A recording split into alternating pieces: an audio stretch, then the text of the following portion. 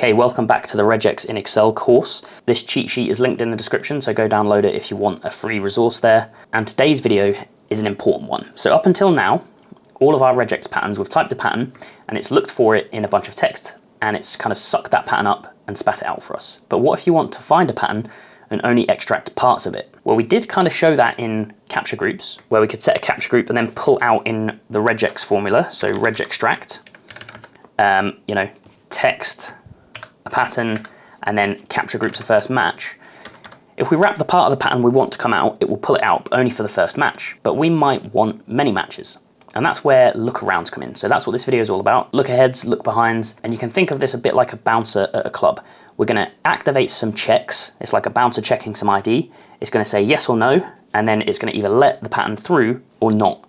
So we can set up a load of these bouncers for various checks before we specify a pattern, and if the checks are passed, then the pattern gets through. Otherwise, it doesn't. And we have two types. We can look forward or we can look backwards, and then we have two conditions on top of that, if it's there or if it's not there. So let's take the following scenario. We have this text here that includes a number of invoices. Some are in dollars and some are in pounds. And we want to extract just the dollar amounts and sum them up, or just the pound amounts and sum them up. However, some of these invoices you'll see are void, so we don't want to include those ones. So this is a perfect use case for lookarounds. We can look for a dollar sign and say if there's a dollar sign behind us and we are some digits, then extract those digits, otherwise don't. First of all, the syntax. To look ahead to something, we do this open bracket question mark, which we've explained in other videos, tells regex we're turning something special on here. And then to look ahead, we just do an equal sign. So this is a look ahead. We specify what kind of pattern we want to have in front of us, close it, and that will be kind of like our bouncer at the door, our check. And if that passes, we can then pull out the pattern that's going to be specified after. If we want to say look ahead of us and check that something's not there, then we can change this equals to an exclamation mark. So that's called negative look ahead. So look ahead, if this pattern is there, then don't pull it out. So match this pattern if it is not followed by this bit in the brackets. So look ahead positive is equals, look ahead negative is exclamation mark. If we want to look behind, then between the question mark and the equal sign, we just put a kind of behind arrow. So it's this less than symbol, an arrow looking behind. So this is positive look behind, and then with the exclamation mark is negative look behind. And if you download this cheat sheet file, you have them in this table, so you can refer back to them and just get familiar with those patterns. Anyway, let's start to write it. So we're looking if there's a dollar sign behind us. So open bracket, question mark, we want something special. We want look behind, so the behind kind of arrow, less than sign, and equals, positive look behind. And the pattern we want to look behind for is a dollar. Now dollar is a special character in regex, so we need to escape it with a backslash. So backslash dollar, close our brackets. This is our bouncer, our check at the club door. Now let's specify the pattern we want to extract. Well, it's backslash D plus, so any number of digits. And what that will do, you'll see here I've just got REGEXTRACT from that pattern, all matches. It's saying scan across this string and look for the digits and pull them out if there is a dollar symbol behind us. Now we can times them by 1 to convert them from text to numbers and sum them up. So there's our dollar amounts. And of course we could change this to pound by changing the backslash dollar sign to a pound symbol, and we get 350 pounds. So let's take our sum off and just look at what we got. So this is great, we have our $4 invoices out, but there's one problem, and that is that the 300 and the 950 invoices are actually void if you read the text. So this is where we need kind of a second check. But before we get to the full pattern, let's just start with pulling out the invoice numbers. So this, we've done look behind, let's now do some look ahead. And the goal here is to pull out all of the invoice numbers that are not void. So let's write our pattern. Open bracket, question mark, and here we're looking for negative look ahead. So normal look ahead would be equals, we're gonna cancel that, so we're looking for negative. And our criteria is space void, close our brackets. So this is like our bouncer. And because we're looking ahead, we need to put the pattern in the correct order. So we're looking for INV, invoice, dash, and then backslash D, 4 digits, and then that should be it. Look for 4 digits, but only if it is not followed by space void. So let's REGEXTRACT from our text this pattern and all matches. So there you go, we get all of the valid invoices. Okay, so we've covered look ahead and look behind. Now let's put it all together, and we want to extract only the valid dollar invoices. So let's set up our bouncers first of all. The first bouncer is going to check that it is not preceded by void space $. So we're doing negative look behind here. So let's do open bracket question mark as always, and then we're looking behind. So let's do the behind kind of arrow exclamation mark, because we want it to be not preceded by that, and the thing is space void, and then it's space $, so backslash $. So that's our first bouncer. Check that behind us does not have space void space $. And now let's do the next check, and the next check is that it does have a $. Before it.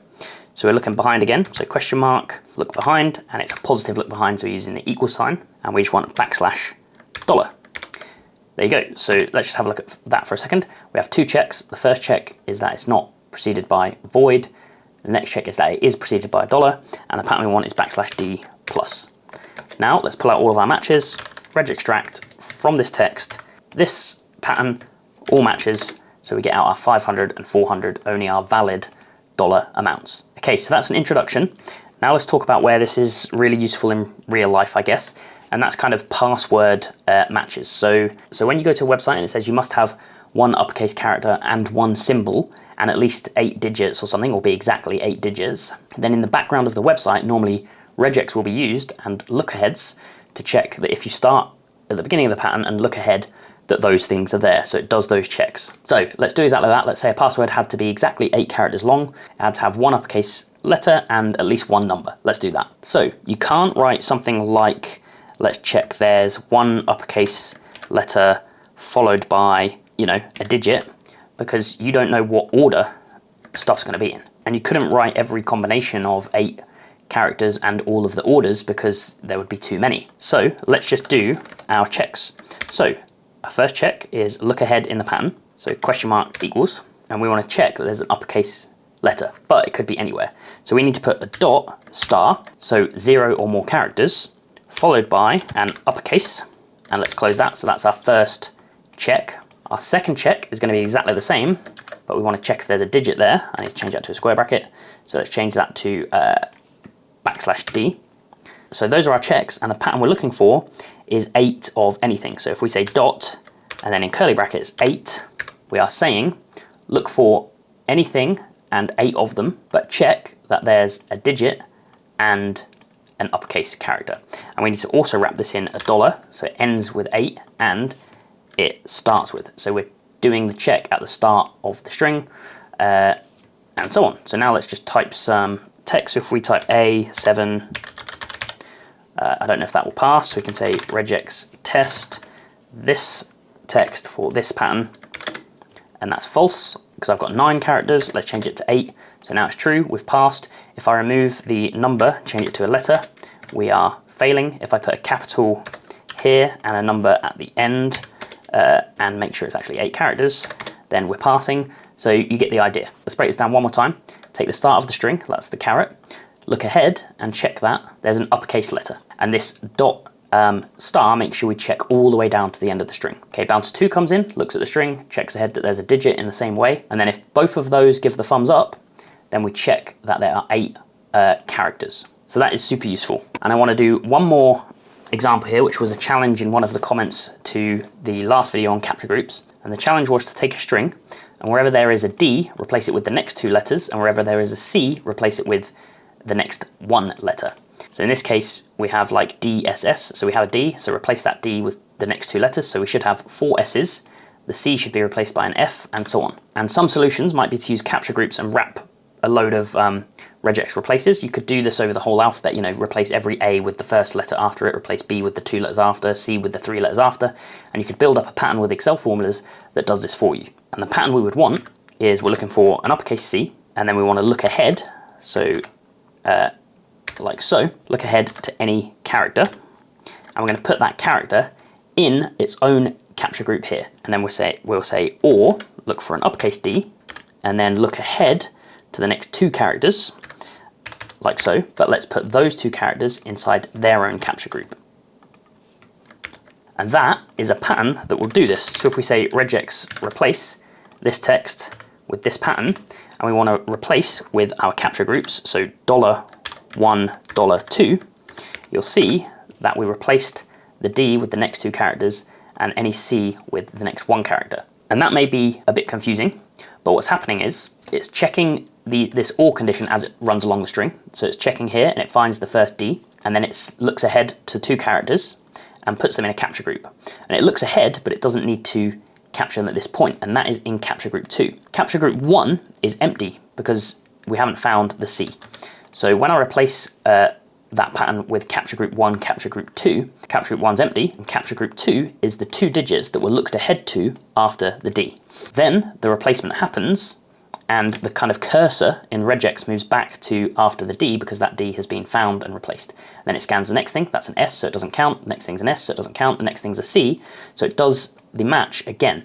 So it does this OR pattern again, creates the 2 capture groups. This time it's a C, so the first capture group is whatever's after C, which is this F, and the capture group 2 is empty. So every time you find a match down this kind of replacing method, the capture groups are reset. So that's why this works. So yeah, I find that super interesting and powerful. And when you know the syntax, you can kind of do anything in regex, which is great. Anyway, we're coming close to the end of the course. There's probably 4 more videos left. We have flags, if, then, else setups, and recursion. So subscribe if this was useful, and hopefully I'll see you next time.